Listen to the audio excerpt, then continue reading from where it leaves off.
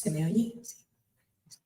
Bueno, buenos días a todos. Yo soy Maravilla Barreto, residente de Oncología Médica, y os voy a presentar un caso clínico sobre un cáncer testicular con el que pretendo destacar la importancia del diagnóstico y tratamiento precoz de este tipo de tumores. Antes de adentrarnos en el caso clínico en cuestión, me gustaría hacer un breve recordatorio de ciertas generalidades sobre el cáncer testicular. Supone alrededor del 1,5% de los cánceres a nivel mundial, siendo el tumor maligno sólido más común en hombres jóvenes, de 15 a 35 años. Y en España se diagnostican unos 3,5 casos por cada 100.000 habitantes al año. Suelen ser tumores que debutan como masas palpables o incidentales, generalmente indoloras, aunque hasta el 27% de los pacientes presentan también dolor testicular.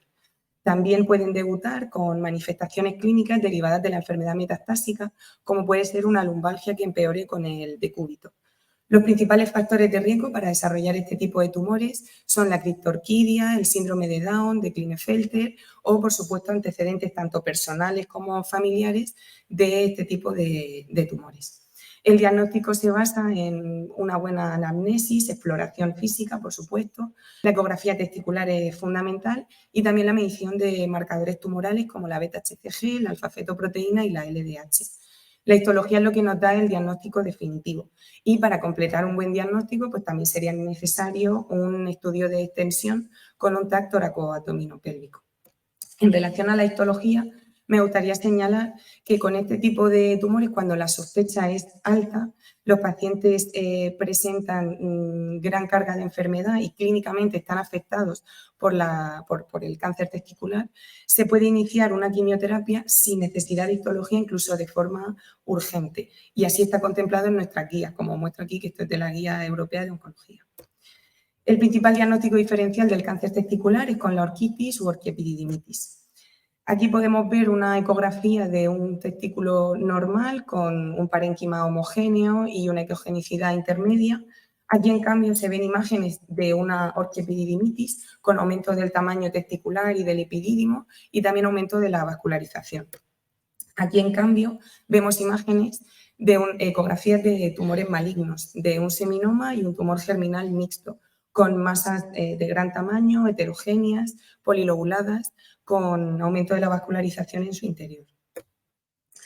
En cuanto a la histología, la mayoría de tumores testiculares, el 95%, son de células germinales y se pueden dividir en seminomas puros o tipo no seminoma o tumores mixtos. En relación al estadiaje, pues el estadio 1 son tumores confinados al testículo, el estadio 2 son pacientes que presentan afectación retroperitoneal y el estadio 3 son tumores que presentan también afectación visceral o ganglionar supradiafragmática. La mayoría de tumores testiculares se diagnostican afortunadamente en estadios localizados.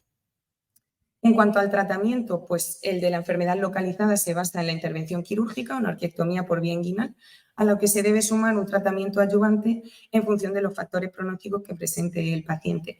Y en el contexto de la enfermedad metastásica, el tratamiento se basa en la quimioterapia. Y en estos pacientes, recuerdo, pacientes varones jóvenes, siempre se debe ofrecer preservación de fertilidad, incluso antes de la cirugía.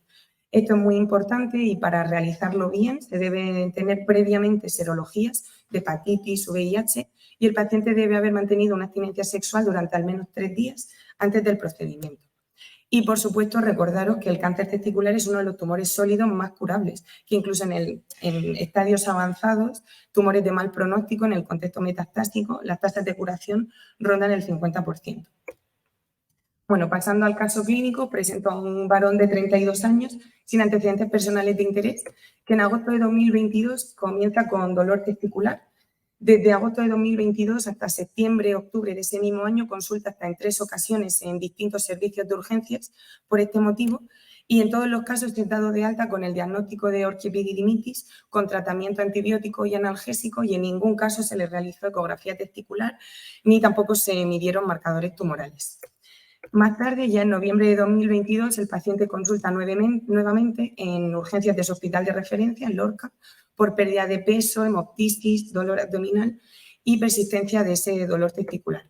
En esa ocasión lo ingresan para completar el estudio y en ese estudio se realiza un TAC tóraco-abdominopélvico en el que se ven metástasis hepáticas, conglomerados adenopáticos mediastínicos, ciliares, retroperitoneales y también afectación pleuropulmonar. También en esas pruebas de imagen se ve una neoplasia testicular. La beta-HCG en este chico era de más de 1 millón al diagnóstico, la alfa-fetoproteína era normal y la LDH era superior a 1000. Aquí os muestro imágenes del TAC al diagnóstico con la afectación pulmonar, fundamentalmente, las lesiones hepáticas y la afectación retroperitoneal. Entonces, 3 meses después del inicio de los síntomas se puede establecer el diagnóstico clínico en este paciente de un tumor testicular metastásico con lesiones hepáticas, pulmonares y adenopatías supra- e infradiafragmáticas.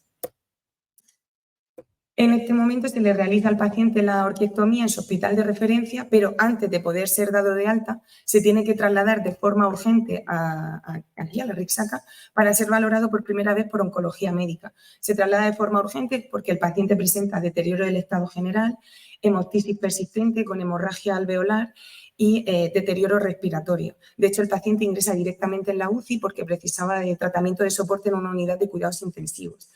En la UCI se le inicia quimioterapia pues, urgente, sin la histología, como comentaba previamente. Y bueno, el paciente mejora clínicamente de forma progresiva, presenta alguna complicación durante su estancia en UCI que se resuelve y puede ser dado de alta a la planta. Con los resultados definitivos de la anatomía patológica se establece el diagnóstico de un tumor germinal mixto, estadio 13, de mal pronóstico. Y en este momento se le plantea tratamiento quimioterápico según esquema BIP, 4 ciclos. Se administran estos 4 ciclos de tratamiento y entonces se le vuelve a pedir un TAC tóraco-abdominopélvico ya en marzo de 2023 para valorar los resultados de la respuesta del tratamiento quimioterápico. Y lo que se ve es que se ha resuelto el derrame pleural, se ve una gran disminución del tamaño de los conglomerados adenopáticos y también de las metástasis pulmonares y hepáticas, por lo que se considera que el paciente ha hecho una respuesta parcial, yo me atrevería a decir, como se ve en esta imagen, una muy buena respuesta parcial. En la zona de la izquierda se ven las imágenes del TAC al diagnóstico y a la derecha el TAC de reevaluación. A nivel pulmonar, pues una muy buena respuesta y a nivel hepático también las lesiones hepáticas quedan prácticamente sin actividad. En este momento se decide iniciar seguimiento del paciente ya que la enfermedad residual no era subsidiaria de intervención quirúrgica. Durante este seguimiento, en agosto de 2023, el paciente presenta una progresión de la enfermedad, principalmente a nivel pulmonar. Y en este momento se decide reiniciar el tratamiento quimioterápico y esta vez, para poder realizar una intensificación con altas dosis de quimioterapia, se plantea, además de este tratamiento, un rescate con 3 trasplantes de precursores hematopoyéticos. Tras completar el tratamiento de quimioterapia, se realiza un primer trasplante en noviembre de 2023, el segundo en diciembre y el último en febrero de 2024. Y bueno, ¿cómo se encuentra actualmente este paciente? Pues la última consulta, en consultas externas, fue el 20 de mayo, recientemente, y el paciente presentaba muy buen estado general, con un ECOG de 1, marcadores tumorales normales, y la última prueba de evaluación, un PET-TAC del 7 de mayo, únicamente presentaba leve captación a nivel subcarinal y retroperitoneal, lesiones hepáticas metabólicas y pulmonares desvitalizadas. De hecho, el paciente está pendiente de ser comentado en el comité de hígado y también con urología para valorar si la enfermedad abdominal que presenta es resecable. Aquí os muestro imágenes del PET-TAC último, donde se ve pues, es una mínima afectación pulmonar, la afectación subcarinal, retroperitoneal y las lesiones hepáticas ametabólicas. Y bueno, ¿qué podemos extraer de este caso clínico? ¿Qué aprendizaje? Pues de la forma de debutar la enfermedad, quizá el hecho de tener pacientes que consultan reiteradamente en urgencias por clínica derivada de esta enfermedad oncológica, de un cáncer testicular, pacientes jóvenes, pues recordaros que siempre se debe tener en cuenta en el diagnóstico diferencial el cáncer testicular, sobre todo con pacientes con orquitis que no curan, con pacientes que se les realicen ecografías testiculares y presenten imágenes dudosas, o pacientes jóvenes con múltiples consultas por lumbalgia, que esto nos ha pasado en pacientes que son diagnosticados de tumores testiculares en estadios avanzados. Al final se trata de pacientes jóvenes que no suelen consultar frecuentemente en urgencias y se debe sospechar procesos de este tipo cuando lo hagan. También recordar que la ecografía testicular es una prueba no invasiva, fácilmente accesible y que los marcadores tumorales beta-HCG, alfa-fetoproteína y LDH se pueden solicitar desde el mismo servicio de urgencias. Y en el caso de este paciente se realizó la orquiectomía desde un inicio. Una vez que hemos repasado un poco el cáncer testicular, ¿creéis que habría sido necesaria de entrada? Pues probablemente no. Estábamos hablando de un paciente que debutaba con una enfermedad metastásica y con gran carga, con gran volumen tumoral. Cuando el paciente llegó a nuestro hospital, presentaba un gran deterioro clínico y, de hecho, la quimioterapia que se le inició era a dosis bajas precisamente por ese deterioro del estado general y el riesgo de empeorarlo si se le administraba quimioterapia a dosis óptimas. Y bueno, recordar que la mayoría de tumores testiculares se diagnostican en estadios tempranos y presentan curaciones de hasta el 95% en estos casos. No fue el caso de nuestro paciente, que a veces precisa incluso trasplantes de precursores hematopoyéticos. Pero bueno, incluso en el escenario metastásico siempre merece la pena tratar porque son pacientes con altas tasas de curación. Se puede tratar de forma urgente sin necesidad de histología, por lo que es muy importante siempre tener la sospecha clínica, y que el diagnóstico y tratamiento precoz son cruciales. Ya para terminar y tratar que llevéis estas ideas a casa, esto es una diapositiva de un congreso de ASCO, de la Asociación Americana de Oncología Médica, en el que recordaban que el principal diagnóstico diferencial del cáncer testicular es la orquiepididimitis, que en un inicio es adecuado tratar con antibióticos y antiinflamatorios, pero el error vendría cuando no se hace un seguimiento adecuado de estos pacientes para valorar la respuesta de esa orquiepididimitis. Esto es algo que se puede hacer desde el mismo servicio de urgencias cuando se empieza a tratar una orquiepididimitis. Se puede decir al paciente que regrese en un par de semanas y ver cómo ha evolucionado.